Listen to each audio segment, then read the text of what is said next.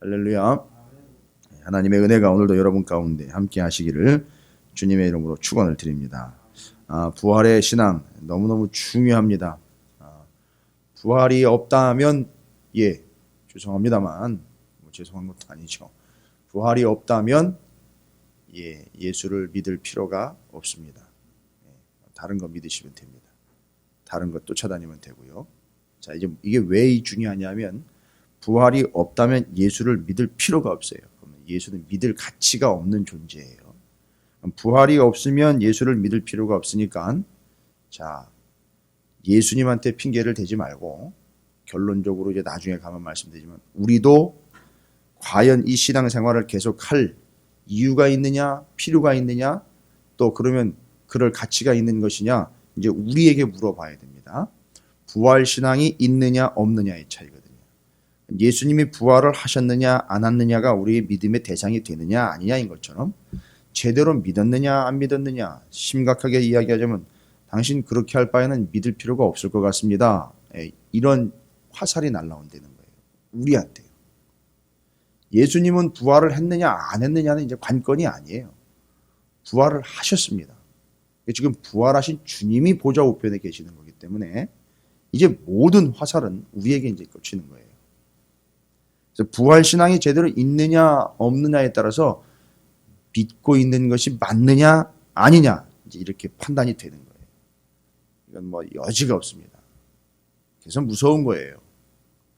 마지막 때의 신앙은 우리의 마지막 때의 믿음은 주님 안에서의 온전한 믿음이며 소망이며 생명이 되도록 하시는 일에 대해서 참 부활 신앙을 가지고 오늘을 살아가게 되는 우리에게는 그 부활 신앙이 소망이 되는 것이고 근거가 되는 겁니다. 오늘 35절부터 49절까지의 말씀은 우리가 그토록 애매할 수도 있고 처음 바울이 부활 신앙을 이야기할 때도 그렇고 예수님이 부활하시고 난 다음에도 그렇고 계속해서 이야기되고 있는 우리의 궁금증이에요. 그 당시 사람들도 궁금하게 여겼던 것. 뭐라고 물었느냐 하면 부활신앙 얘기했고 예수님이 부활하셨다. 사실이요. 그 수많은 사람들 중에서도 예수님이 돌아가시는 걸 보고 승천하시는 걸 본 사람들도 있어요. 지금 아직 살아있는 사람도 있어요. 실제로. 조금 오래 살다 보니까 그런 사람들도 있습니다. 자, 그건 여전히 사실인데 누가 묻습니다. 35절에 묻기를 죽은 자들이 어떻게 다시 살아나고 어떠한 몸으로 오느냐. 그래서 이 부활이라는 것을 전제로 하고 묻는 거예요. 지금 부활한다 그러는데 그러면 죽은 자들은 어떻게 다시 살아나고 부활하고 또 어떠한 몸으로 우리 앞에 보여지게 되느냐 묻는 거죠.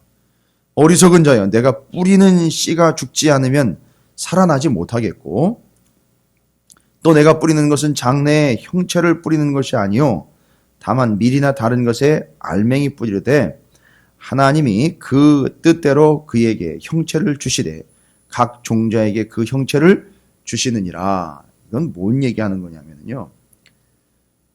이 뿌릴 때에 씨를 뿌리면 희한합니다. 뿌렸는데 존재는 그 존재인데 형태를 보니까 완전히 판이하게 다른 형태가 나와요. 그러니까 씨를 심었는데 나무가 나온 거잖아요. 근데 이게 다른 것이 아니라 존재는 같은 것인데 모양은 달라요. 형체가 다르다는 얘기입니다. 지금 그걸 이야기하는 겁니다. 그걸 이야기하고 죽음을 이야기해서 부활이 반드시 연결돼야 돼요. 그러니까 죽어야 부활이 일어나는 거잖아요. 살아있는 상태에서 부활이 아니에요. 만약에 주님이 우리가 이렇게 살아있는데 주님이 오시면 우리는 부활이라는 개념보다는요. 이 상태로 그럼 어떻게 합니까? 주님 오셔가지고 죽이고 부활시키는 게 아니라 주님이 오셨는데 살아있는 채로 주님을 맞이하는 분들은 어떻게 됩니까? 변화를 경험하게 되는 거예요. 죽은 사람은요. 부활을 하게 되는 거예요. 그런데 부활한 그 사람이나 변화된 이 사람이나 존재를 보면 같은 유형이에요. 완전히 다른 존재로 다 바뀐 거예요. 그래서 이걸 씨 거기서 나온 나무의 개념으로 이야기를 합니다. 그게 각각 다른 존재로서 이야기를 하는 거, 분리하는 것이 아니라 씨라는 것으로부터 나무가 나오는 것처럼 원래 우리의 몸이 있는데 이 몸이 근거로 돼서 새로운 완전한 존재로 변화가 된 거지. 누구처럼요? 예수 그리스도처럼. 그래서 우리가 엉뚱한 생각이나 혼란스럽지 않도록 그 부활의 첫 열매가 되시는 예수 그리스도가 증거가 되는 거예요. 그러니까 우리가 헷갈리면 누굴 보면 되느냐 하면 주님을 보면 돼요. 부활에 대해서 조금 아리송하다 싶으면 주님을 생각하시면 돼요. 주님을 묵상하시면 돼요. 그래서 대림절 기간엔 주님의 탄생만 기가 막히게 끄집어내가지고 크리스마스다, 뭔 장식이다, 상술이다. 교회 안에서도 크리스마스 때, 성탄절, 전야 때, 뭐 그때만 난리를 쳐요. 이 부활절 이럴 때에는요, 이 성탄의 개념이 연결이 돼서 온전히 완성이 이루어져야 되는데 바깥에서 난리를 피니까 교회도 덩달아 난리를 피고 있어요. 여러분 여기서 주님의 오심이 어디로 귀결이 되느냐 하면 이 부활로 귀결이 되는 거예요. 그래서 완성이 되는 겁니다. 그러니까 성탄은 부활과 반드시 연결이 안 되면 의미 없는 거예요. 그러니까 우리는 성탄절에는 부활을 생각해야 되고요. 부활절에는 성탄절을 생각해야 돼요. 반드시입니다. 왜요? 씨, 나무, 죽음, 부활, 살아있고 변화되고 이 개념들이 다 연결이 돼야 되니까 의식적으로라도 성탄절에는 또 부활절을 잊을 수 있어요. 개념상 절기별로 또 다 나눠버리는 바람에 어느 절기 이래가지고 그 절기에 맞는 내용만 묵상을 해요. 아닙니다. 그렇게 하면 온전하고 하나의 통이 되질 않습니다. 하나의 개념이 되질 않아요. 그러니까 오늘 이걸 지금 35절부터 38절까지 먼저 이야기하는 겁니다. 뿌릴 때와는 또 판이하게 다른 결과를 낳게 되는 그 씨의 개념을 이야기를 합니다. 그런데 이제 오해를 하시면 안 되는 게 씨를 심으니까 이제 나무가 났다 해가지고 그걸 부활의 개념이랑 연결을 해가지고 그러면 우리 이 씨신을 이 육신을 죽음 다음에 땅에다가 묻으면 나무가 씨에서 자라나듯 새로운 몸이 이렇게 자라나는 거냐? 이게 그런 개념은 아니에요. 그런 개념으로 이해하시면 안 됩니다. 이걸 심어가지고선 새로운 개념의 존재가 다시 탄생된다. 이 개념이 아니에요. 그건 씨의 개념이 연속선상에 있는 존재론적으로 이야기를 하는 거지 우리의 육신이 이걸 근거로 바탕으로 해서 거기서 이것이 소망이 돼가지고선 이걸 근거로 나오는 것은 아니에요. 부활은 완전히 하나님으로부터 온 새로운 개념이에요. 왜요? 예수님이 하늘로부터 오신 온전한 분이신 것처럼 부활의 근거는 땅에 있질 않습니다. 하늘로부터 온 거예요. 그래서 이제 그 개념을 좀 오해하시면 안 되는 것이 씨신을 땅에 묻으면 나무가 씨에서 자라나는 것처럼 새로운 몸이 자라난다는 의미가 아니에요. 여러분이 반드시 기억하셔야 될 것은 핵심적인 것은요. 부활은 변화라는 거예요. 변화. 살아있는 자에게 변화요. 죽은 자도 죽었으나 부활의 몸으로 완벽하게 변화가 된 걸 이야기해요. 그런데 이게 살았던 그 사람 따로 부활한 이 사람 따로 이게 아니에요. 연속선상에 있다는 거예요. 이걸 이제 이야기해서 학자들과 성경학자들과 성경을 이제 연구하는 이들이 이야기를 하면 여러분의 이 몸, 하나님이 주신 이 몸, 이게 근거가 돼요. 이 형체. 예수님이 부활하셨을 때 어떻게 부활하셨는지 또 생각해 보세요. 무덤에 장사 지냈던 그 몸이 부활을 한 거예요. 근데 그 부활한 몸을 가지고 우리는 시체라고 그러지 않습니다. 부활한 몸이라고 그러죠. 그러니까 그거랑은 완전히 달라진 개념인데 예수님을 못 알아보는 게 아니에요. 다 알아봐요. 그러니까 여러분도 마찬가지인 거예요. 저도 마찬가지인 거예요. 이 몸이 근거가 돼요. 그러니까 정보가 되는 겁니다. 다른 사람들에게 봤을 때, 다른 사람들이 또 봤을 때에도 그러니까 여러분이 지금 입고 있는 이 몸이 온전하게 되는 거죠. 완전하게 되는 거예요. 이게 부활인 거예요. 결론은. 이제 그걸 창세기와도 연결을 해요. 뒤에 가면 이제 또 설명이 됩니다. 자, 그래서 핵심은 변화입니다. 그래서 지금과는 다른 존재로 변화가 되는 것. 그런데 씨하고 나무라는 게 이렇게 분리된 게 아니라고 말씀드렸죠. 아까 연속선상에 있다 그랬죠. 그게 낡고 연약한 몸과는 좀 사뭇 다른데 또 다른 몸이 아니라 그 부족하고 연약했던 몸이 어떻게 되는 거죠? 완전하게 되는 겁니다. 그래서 오늘 말씀에도 뒷부분에 가면 욕된 것으로 심고 해서 43절에 나와 있죠.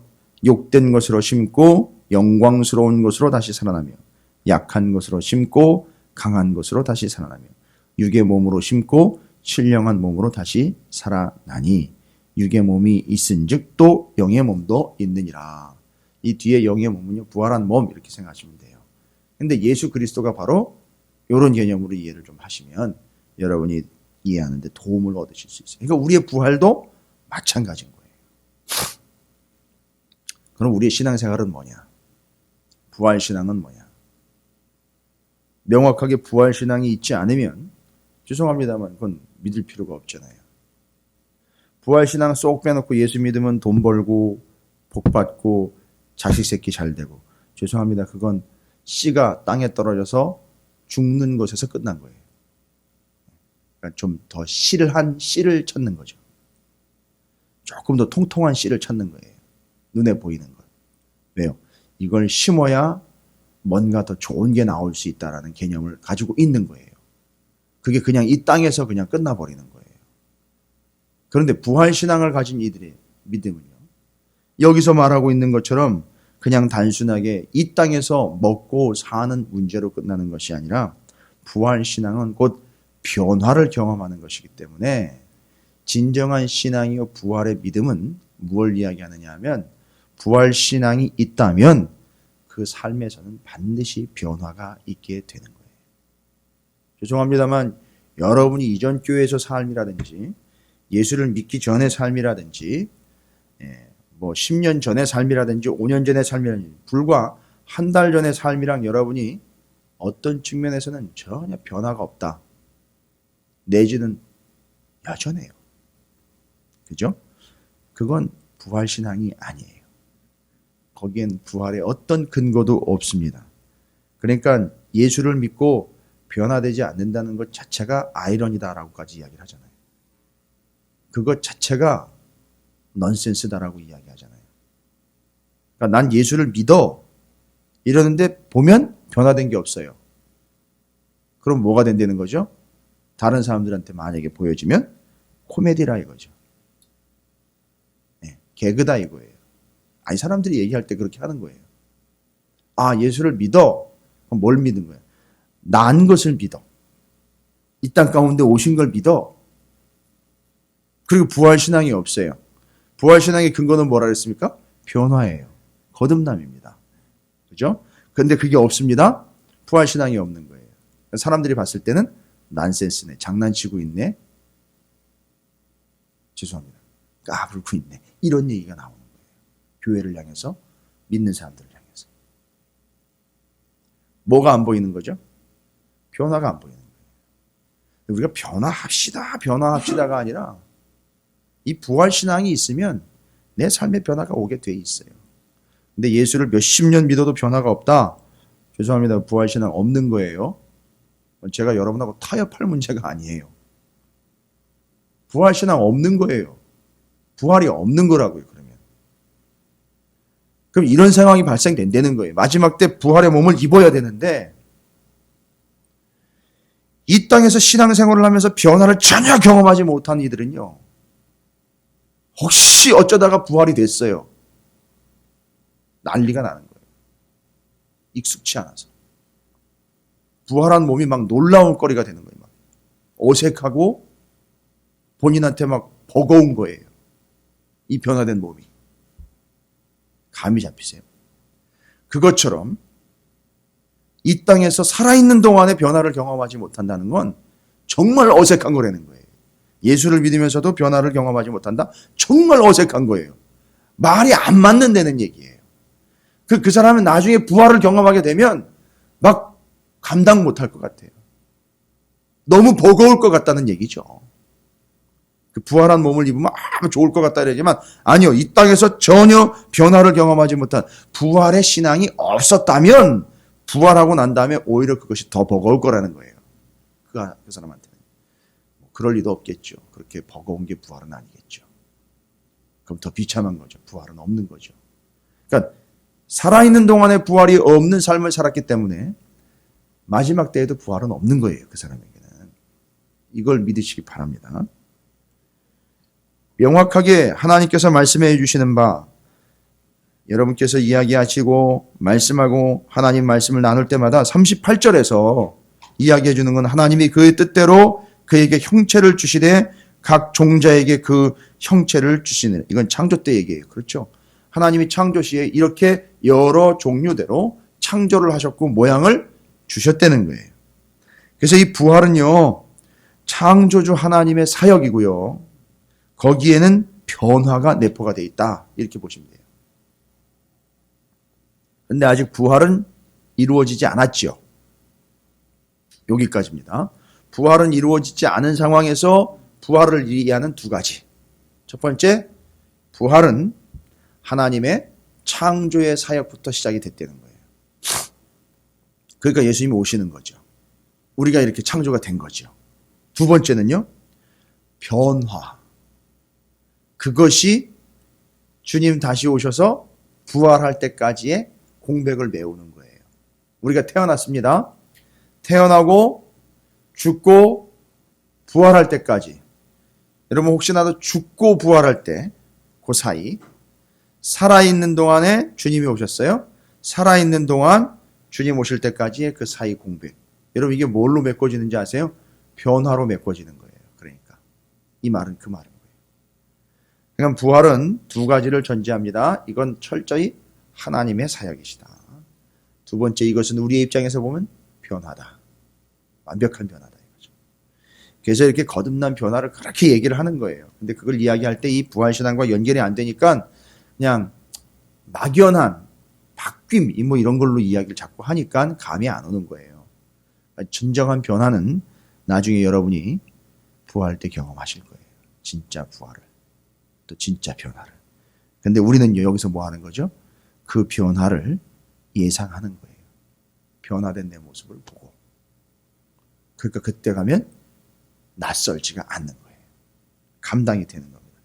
두 번째로는요, 39절부터 41절까지 하나님께서 창조 시에 세상의 다양한 형체들을 다 만들었잖아요. 형체를 주셨다 이렇게 얘기를 하는데 만드셨어요. 그 고유한 특질, 그러니까 육체적인 특성들이 다 존재를 해요. 그걸 뭐 이제 짐승 육체, 새의 육체, 물고기 육체, 사람의 육체, 이거는 하나님이 그렇게 창조하신 거잖아요. 그렇죠?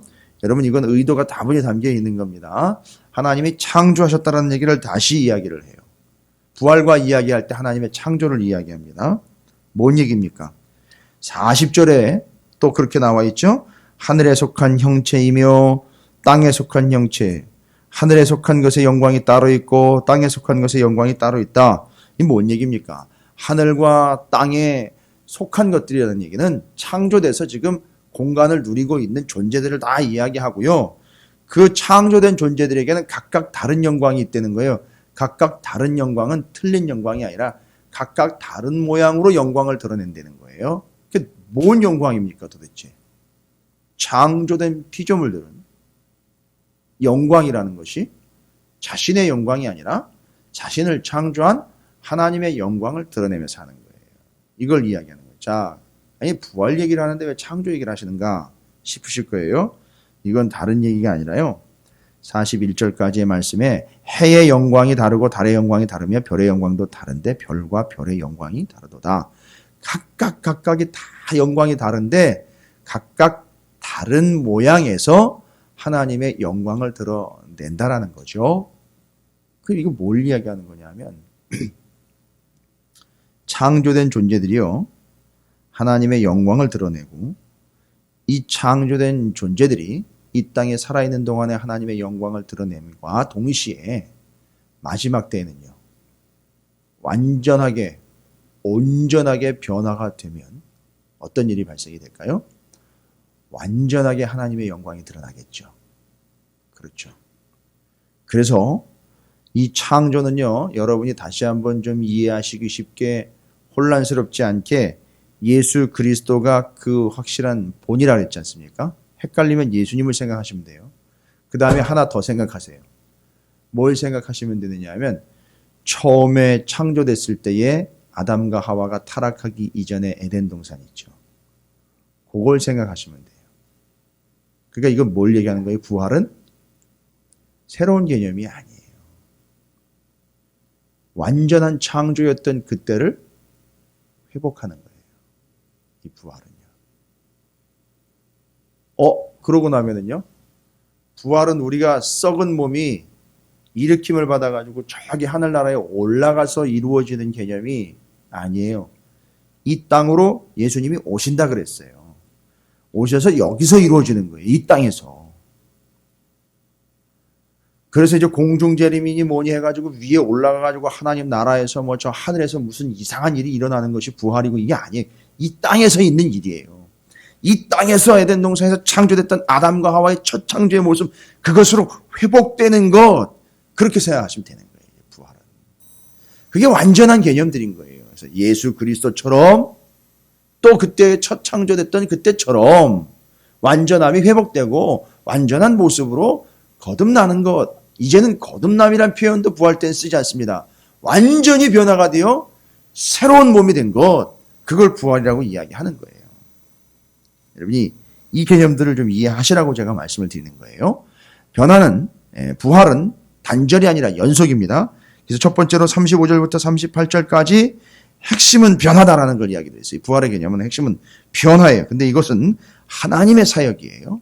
그러니까 여러분을 변화시키는 건 여러분이 아니에요. 하나님이에요. 복음이에요. 진리예요. 생명의 말씀이에요. 은혜라는 말이에요. 이게 부활의 개념이니까 그러니까 부활 여러분이 하는 게 아니에요. 하나님이 시키시는 거예요. 주님이 오셨어요. 그래서 주님처럼 부활하는 겁니다. 그건 변화를 이야기해요. 그래서 살아있는 동안에 변화를 경험하라는 얘기예요. 거듭남을 경험하라는 거예요. 그래서요, 거듭나다 예수 그리스도를 덧입고 은혜를 덧입고 진리를 덧입으라는 거예요. 그게 변화의 근거가 되기 때문에 그렇습니다. 어떻게 보면 이 새벽 시간도 덧입는 시간이 되는 거예요. 그러니까 날마다 변화를 경험하는 이들은 부활에 합당한 자들이라는 얘기예요. 두 번째로는요, 제가 말씀드린 것처럼 하나님이 자꾸 창조 때 이야기를 해요. 형체들, 하늘의 형체들, 땅의 형체들, 그러면서 그들이 각각 영광이 있다. 그건 하나님의 영광이겠죠. 원래 하나님이 창조했던 그 모습 그대로를 드러내는 것, 하나님의 영광을 드러내는 것. 그러니까 부활은 뭐예요? 막연함이 아니라 원래 창조했던 그 창조를 회복해내는 것. 이렇게 이해하시면 돼요. 이게 이제 예수 그리스도예요. 끝으로요, 42절부터 49절까지는 아담과 하와를 비유하면서 아담은요, 생령, 산 영이 되어버렸어요. 육신이 먼저 이렇게 만들어지고 그 다음에 호흡을 불어넣어서 살아있는 영이 되어버렸죠. 살려주신 영이 되어버린 거잖아요, 아담은. 그런데요, 예수님을 이야기합니다. 부활을 이야기할 때 예수님 이야기 안 할 수가 없으니까 예수님은 어떤 영이십니까? 아담 같은 경우는 아담 때문에 범죄함이 들어왔고 예수 때문에 구원함이 생긴 거 아닙니까? 그런데 이 아담을 산 영, 성령으로 인하여 산 사람이 되었고요. 예수님은요, 살리는 영이 된 거예요. 그래서 예수 그리스도에 의해서 부활, 곧 살림, 다시 삶, 이것이 이루어지게 됐다라는 걸 이야기하는 거예요. 그래서 둘을 그렇게 표현을 했어요. 아담은 산 영이고 예수 그리스도는 살리는 영, 이렇게 표현을 한 거예요. 그게 부활이 누구에게 근거가 있느냐면 예수 그리스도에게 있다라는 걸 말하고 있는 거예요. 그래서 살리는 영, 그래서 부활을 예수 그리스도를 근거로 말을 합니다. 따라서 예수 그리스도께서는 이미 우리에게 보여주신 바 된 거죠. 예수님을 보면 부활을 알 수 있는 거죠. 예수님을 보면 부활을 믿을 수 있는 거죠. 예수님을 보면 부활을 기대하는 거예요. 예수님을 보면 부활을 소망하는 겁니다. 그래서 그 몸을 우리는 입는 거예요. 잘 보세요. 예수님이 이 땅 가운데 오셔서 사람의 몸을 입었어요. 하나님인데 사람의 몸을 입었어요. 그러다 보니 썩을 몸을 입으신 거예요. 그렇죠? 의도적으로. 근데 우리는 처음부터 썩을 몸으로 창조가 됐습니다. 우리의 나중은 어떻게 되어버리는 거죠? 하늘로부터 온 예수님이 썩을 몸을 입고 부활하신 것처럼 썩을 몸을 입고 살아가던 우리가 누구의 몸을 입게 되는 거죠? 주님의 몸을 입어서 우리는 영원한 존재, 부활의 존재로 부활을 하게 되는 거예요. 요게 그 구조상으로 지금 설명을 하고 있는 거죠. 영원한 부활의 몸이신 예수께서 오셔서 육신의 몸을 입으시고 살아가시다 부활을 확증하셨습니다. 또한 우리 육신의 몸을 입고 살아가는 우리는 마지막 때 영원한 몸, 부활의 몸인 예수 그리스도를 입어서 온전한 부활의 존재로서 하나님 앞에 서게 되는 거예요. 그러니까요, 보세요.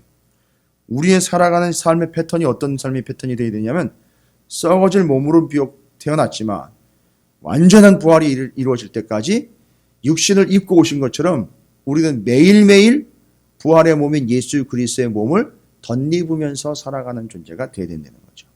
그렇게 되면 우리는 어떤 존재입니까? 거듭나는 존재. 부활의 몸을 계속해서 덧입는 존재예요. 그 부활의 본질은 아까 말씀드렸죠. 제일 처음에 변화다라고 말씀드렸어요. 매일매일 변화를 경험하게 되는 거예요. 체험하게 되는 겁니다. 이제 이 부활의 본질은 살아있는 우리가 이야기할 땐 기대와 소망이기도 하지만 실제적이고 현실적인 문제는요. 변화라고 이야기할 수 있어요. 그래서 이 부활 신앙이 우리에게 변화를 이야기합니다. 변화가 없다? 부활이 없는 겁니다. 변화가 없는 삶을 산다? 그거는 참 위험스러운 삶입니다. 또한 복음 전도의 걸림돌이 됩니다. 부활의 예수 그리스도를 전하는 데 있어서 상당한 장애물이 돼요. 예수를 믿어도 변화되지 않는 그의 삶은 명확합니다. 복음 증거에 상당한 걸림돌이 됩니다. 왜냐하면 뭐가 증거가 안 되는 거죠? 부활이 증거가 안 되는 거예요. 예수는 왔다라고 크리스마스는 증거가 되는데 그러니까 그걸 상술로 이용하잖아요. 왜 사람들은 예수의 부활을 상술로 이용하지 않을까요? 크리스마스는요, 예수님의 탄생은 상술로 이용을 해요. 그런데 부활은 상술로 이용을 하지를 않습니다. 왠지 아시죠? 세상엔 변화가 없기 때문에 그래요. 이런 진리로 인한 참된 변화가 없기 때문에 부활로는 상술을 생각도 못하는 거예요. 절대 될 수가 없어요. 이 부활의 개념을 알아먹는 사람은 누구냐? 이 부활의 삶을 살아가는 사람들은 누구냐? 날마다 사도 바울처럼 나는 매일매일 날마다 죽노라 하고 죽으나 다시 사는 걸 경험하는 진정한 거듭남을 경험하는 자들만이 이 개념을 알아먹을 수 있는 거예요. 부활을 아무리 잘 설명해도 이해 못하는 이들이 있어요. 또 딴소리예요. 미안합니다만 또 딴짓을 해요. 변화되지 않는 짓, 변화되지 않는 모습. 부활의 신앙이 없기 때문이에요. 그러니까 바울이 이야기합니다. 명확하게. 죽어도 주를 위하여, 살아도 주를 위하여. 그 주를, 예수 그리스도를 날마다 덧입고 힘입고 살아가는 것. 그것이 부활의 신앙이고 매일매일 죽노라, 매일매일 거듭나노라. 오늘 죽어도 또 살고 죽어도 또 사는 것. 이를 악물고 버틴다는 게 아니에요. 내 자아가 죽고 부활하는 거. 자아가 죽고 부활하는 거예요. 이걸 경험하니까 부활에 대한 소망이 아주 확실해지는 겁니다. 여러분, 여러분의 몸은 이제 부활을 준비하고 있는 거예요. 그렇죠? 그러나 준비하는 게 그냥 기다리는 것만이 아니라 경험하고도 있습니다. 뭘 통해서요? 변화를 통해서요. 부활의 신앙, 부활은 하나님의 전적인 주권입니다. 그거의 내용은요, 변화예요. 그것은 영원한 몸을 입고 이 땅 가운데 오신 예수 그리스도의 몸을 우리가 입는 거예요. 그러니 변화가 없다면 말이 안 되는 거죠. 첫 창조의 회복입니다. 여러분에게 이런 부활의 삶과 부활의 증거가 있게 되시기를, 이 대림절 기간 동안에 이런 진정한 부활 신앙으로 주님의 오심이 완성이 되도록 여러분 성탄을 준비하시면서 우리의 부활 신앙을 좀 다시 한번 점검해 보게 되기를 주님의 이름으로 축원을 드립니다.